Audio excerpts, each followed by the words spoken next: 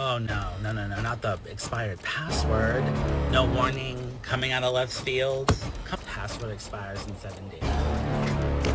Password expires. Shut up. What are the password requirements?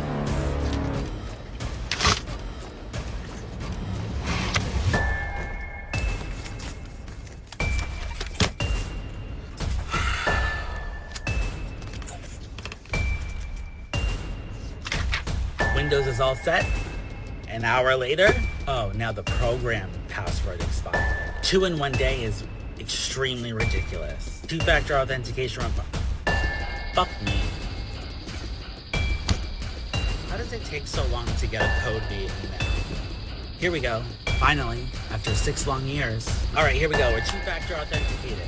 You good now? Oh, not the email too.